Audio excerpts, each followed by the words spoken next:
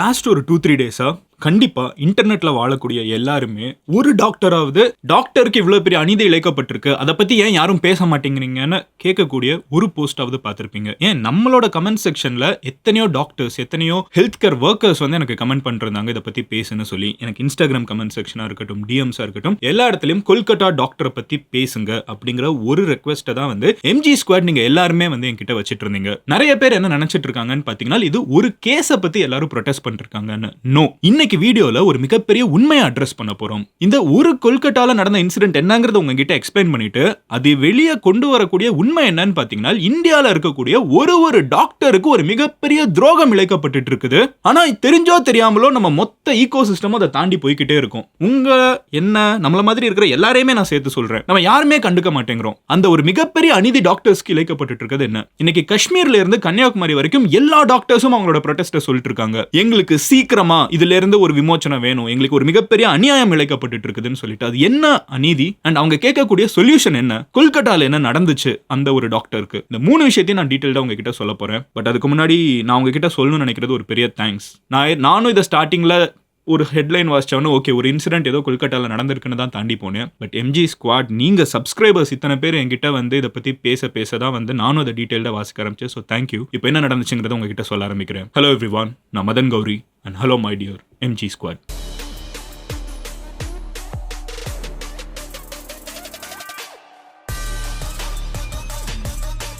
முதல் விஷயம் என்ன அப்படின்னு பார்த்தீங்கன்னா, ஆகஸ்ட் 9 அன்னைக்கு காலையில் கொல்கட்டாவில் இருக்கக்கூடிய ஒரு கவர்மெண்ட் ஹாஸ்பிட்டல் காலேஜ் அங்கே இருக்கிற ஒரு பில்டிங்கில் 3வது மாடியில் இருக்கக்கூடிய ஒரு செமினார் ஹாலில் வந்து ரொம்ப ரேண்டமாக காலையில் அடுத்த நாள் பசங்கள்லாம் போகிறப்போ அந்த காலேஜில் படிக்கக்கூடிய ஒரு பிஜி சீனியர், அந்த பொண்ணு ஆல்ரெடி எம்பிபிஎஸ் முடிச்ச ஒருத்தவங்க, ஒரு 31 வயசு பர்சன். ஸோ அவங்களோட உடல் வந்து அங்கே கண்டெடுக்கப்பட்டிருக்குது.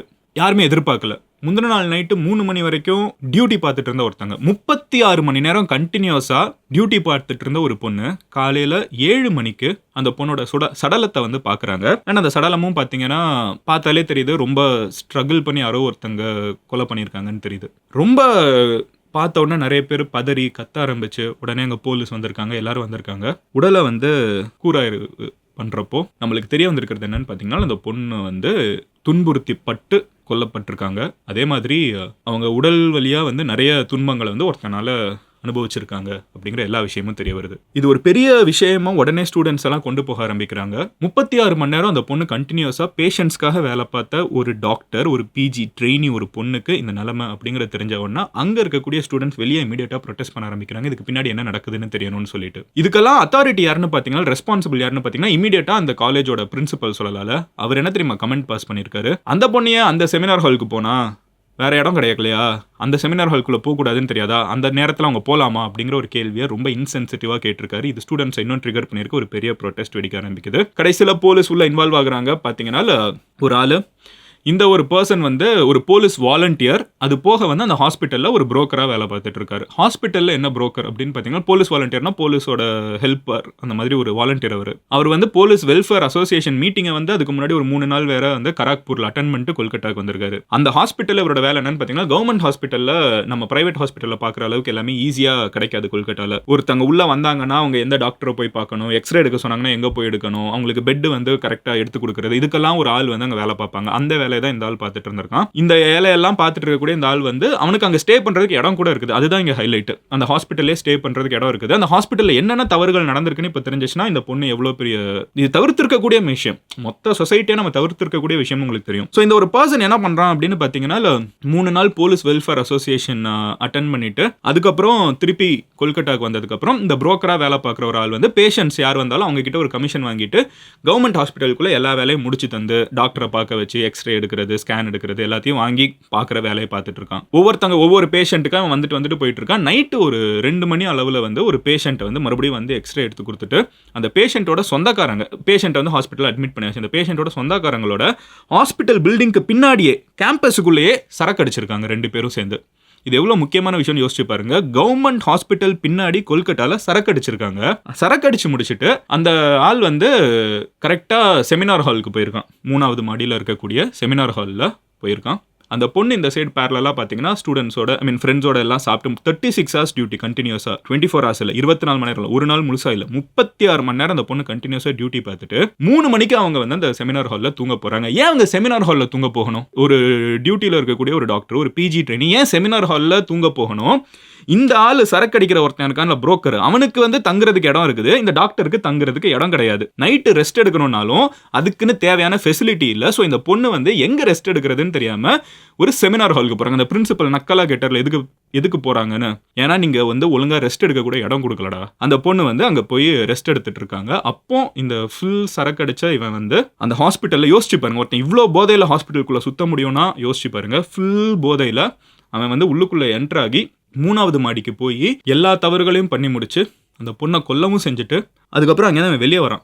வெளியே வந்ததுக்கப்புறம் என்ன பண்ணுறான்னு பார்த்தீங்கன்னா அவனோட ஸ்டேக்கு போய் வந்து தூங்கிடுறான். இவனோட ஒரு ப்ளூடூத் ஹெட்ஃபோன் வந்து அங்கே விட்டுட்டு போய்ட்றான். அடுத்த நாள் போலீஸ் இதெல்லாம் வந்து பார்க்குறப்ப அந்த ஹெட்ஃபோன் எடுத்துடுறாங்க. அப்புறம் இவனோட சிசிடிவிலலாம் பார்க்குறப்ப வந்துட்டு இருக்கான், போகிறான், இதெல்லாம் தெரிய வருது. இவனை போய் செக் பண்ணுறப்போ அந்த ஃபோனோட இவனோட இந்த ப்ளூடூத் வந்து மேட்ச் ஆகுது. ஸோ இவன் தான் எல்லாம் பண்ணியிருக்கான்னு தெரிஞ்சு அவனை கேட்குறப்ப எல்லாத்தையும் ஒத்துக்கிட்டான். இப்போ இவனை அரெஸ்ட் பண்ணிட்டாங்க. இந்த கேஸை வந்து சிபிஐக்கு மாற்றிட்டாங்க. ஓகே மதன், ஜஸ்டிஸ் வேணும், சரியாக போயிடுச்சு, நடக்கிற விஷயம் கிடையாது. இதுக்கப்புறம் தான் பிரச்சனையே இருக்குது. இந்த ஒரு இன்சிடென்ட் வந்து ஒரு ரேண்டமான இன்சிடென்ட் கிடையாது. இந்தியாவில் இருக்கக்கூடிய எந்த ஹாஸ்பிட்டல் நீங்கள் போனீங்கனாலும், எந்த டாக்டரை போய் பார்த்தீங்கனாலும், அவங்க யாருக்குமே வந்து இந்த நிலைமை வர்றதுக்கான, அவங்க யாராக இருந்தாலும் சரி, இந்த நிலைமை வர்றதுக்கான வாய்ப்பு இருக்குது. டாக்டர்ஸ் இப்போ என்ன கேட்குறாங்கன்னு பார்த்தீங்கன்னா, central health care protection act அப்படிங்கிற ஒரு விஷயத்தை கொண்டு வரணும்னு சொல்றாங்க. இது ரொம்ப நாளா பேசப்பட்டு இருக்குது. இன்னும் கவர்மெண்ட் வந்து ஆனால் கொண்டு வரல. இந்த central health care protection act என்ன சொல்லுதுன்னு பார்த்தீங்கன்னா, ஹெல்த் கேர் ஒர்க்கர்ஸ் இருக்காங்கல்ல, டாக்டர்ஸ், அங்கே வேலை பார்க்கக்கூடிய நர்சஸ், ஸ்கேன் எடுக்கிறவங்க, மெடிக்கல் ஷாப் வச்சிருக்கிறவங்க, இவங்க எல்லாருமே பார்த்தீங்கன்னா ரொம்ப க்ளோஸ் கான்டாக்டில் பப்ளிக்கோட இன்ட்ராக்ட் பண்ணிருக்காங்க. நீங்கள் போலீஸ்க்கு இல்லாத ஒரு பிரச்சனை, வக்கீலுக்கு இல்லாத ஒரு பிரச்சனை, பஸ் கண்டக்டருக்கு இல்லாத ஒரு பிரச்சனை, ஆர் ஒரு ஸ்கூலில் இல்லாத பிரச்சனை, இவங்களுக்கு அதிகமாக டாக்டர் கம்யூனிட்டிக்கு இருக்கிறது என்னன்னு பார்த்தீங்கன்னா, லைஃப் ஆர் டெத் டெசிஷன்ஸை வந்து இவங்க வந்து பேஷண்ட்டோட சொந்தக்காரங்க கிட்ட சொல்லணும், பேஷண்ட்டுக்கிட்டேயே சொல்லணும். அவங்க அந்த டெசிஷன் எடுக்கணும். பேஷண்ட்டுக்கு ரொம்ப க்ளோஸ் ப்ராக்சிமிட்டியில் நின்று வேலை பார்ப்பாங்க. பேஷண்ட் இங்கே இருக்கிறப்ப அவங்க இப்படி வச்சு வேலை பார்க்கணும். அவ்வளோ ஃபிசிக்கல் க்ளோஸ்னஸ் இருக்கும். இவ்வளவையும் தாண்டி அவங்க அந்த பேஷண்ட்டோட உயிரையும் காப்பாற்றணும், முக்கியமான டெசிஷன் எடுக்கணும், அவங்களோட வேலையில் அவங்க கரெக்டாக இருக்கணும், 36 மணி நேரம் தூங்கலைனாலும் இதை கரெக்டாக மறுபடியும் பார்க்கணும். ஏன்னா அடுத்தவன் உயிர் சம்மந்தப்பட்ட விஷயம். ஒருவேளை அந்த டாக்டர் அதை மீறி ஏதாவது ஒரு தப்பு பண்ணிட்டோம்னா, இதே நாட்டில் இருக்கக்கூடிய ஒவ்வொரு ஆளும் இருக்கிற எல்லா டாக்டரையும் மிகப்பெரிய வில்லனா பார்க்குற நேரத்தில் அந்த டாக்டர் வந்து ஆனால் பாதுகாப்பாக இருக்கணுங்கிறதுக்காக ஏன் ஒரு சட்டத்தை கொண்டு வர முடியாது? இந்த ஆக்டை கொண்டு வாங்க அப்படின்னு சொல்லி கேட்குறாங்க. இந்த ஆக்டில் என்னென்ன சொல்லப்பட்டு இருக்குதுன்னு பார்த்தீங்கன்னா, ஹெல்த் கேர் ஒர்க்கர்ஸ்க்கு அகேன்ஸ்டா எந்த ஒரு விஷயம் பண்ணாலும், ஹெல்த் கேர் சொல்லப்போ டாக்டர்ல இருந்து அந்த இடத்துல வேலை பார்க்கக்கூடிய அங்கே இருக்கக்கூடிய எல்லாருக்குமே, யாராவது ஒருத்தங்க அவங்களை ஃபிசிக்கலாக அசால்ட் பண்ண போனாங்கன்னா அவங்களுக்கு இமீடியட்டாக தண்டனை வாங்கி கொடுக்குறதா இருக்கட்டும், அதே மாதிரி வந்து பனிஷ்மெண்ட்ஸை ஸ்ட்ரிக்டர் ஆக்குறதா இருக்கட்டும், அப்புறம் அங்கே சின்ன சின்ன விஷயங்கள் எங்களுக்கு ஹெல்ப் பண்ணுற மாதிரி எங்களுக்கு அகாமடேஷன் தாங்க.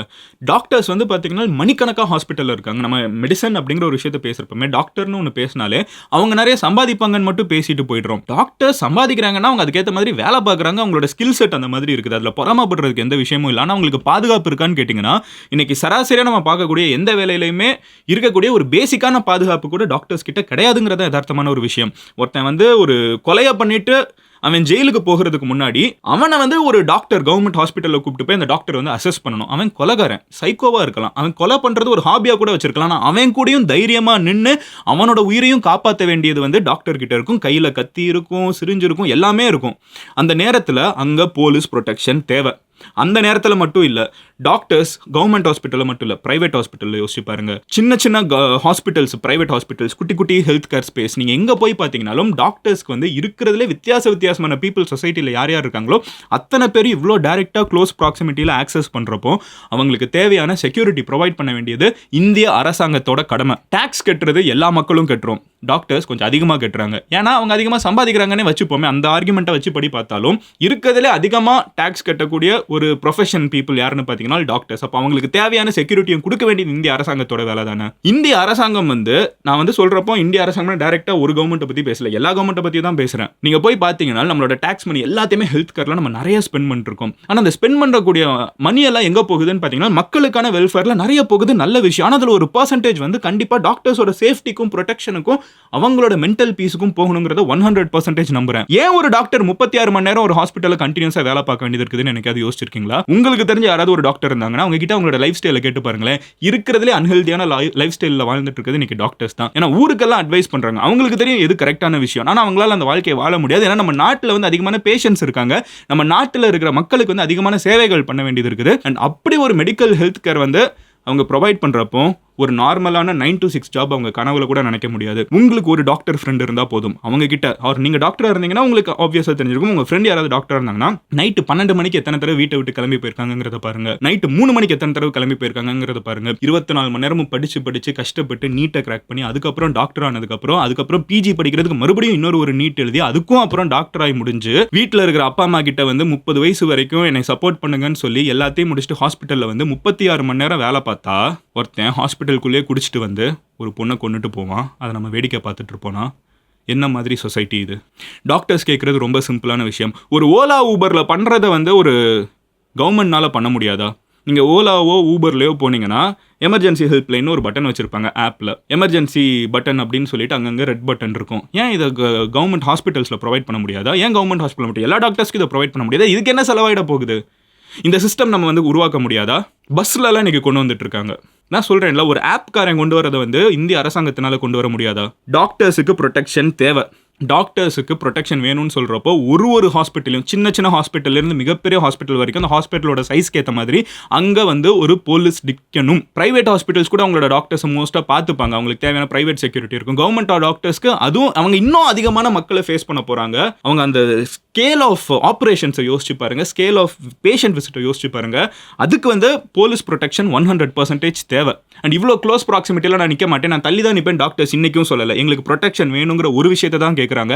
அதை இந்த சேனல் மூலமா நானும் இந்திய அரசாங்கத்துக்கும் இதுக்கு சம்மந்தப்பட்ட அத்தனை அரசாங்கங்களுக்கும் தமிழ்நாட்டிலேருந்து காஷ்மீர் வரைக்கும் எல்லா அரசாங்கத்துக்கும் ஒரு ரெக்வெஸ்ட்டாக வைக்கிறேன். எத்தனையோ நல்ல விஷயங்களை பண்ணணும்னு நினச்சிட்டு இருக்கீங்க. உயிரை காப்பாற்றக்கூடிய மருத்துவர்களுக்கு போதுமான தேவையான அந்த சேஃப்டியை கொடுப்போங்கிற ஒரு ப்ராமிஸ் எடுத்துக்கோங்க. டாக்டர்ஸை சேஃபாக ஃபீல் பண்ண வைக்கணுங்கிறது ஒன்று. ரெண்டாவது, அவங்களுக்கு தேவையான இன்ஃப்ராஸ்ட்ரக்சர் இருக்கா? இது ப்ரைவேட் ஹாஸ்பிட்டல்ஸ்லேயே இல்லைங்க, பயங்கரமாக பில் போடுறாங்க.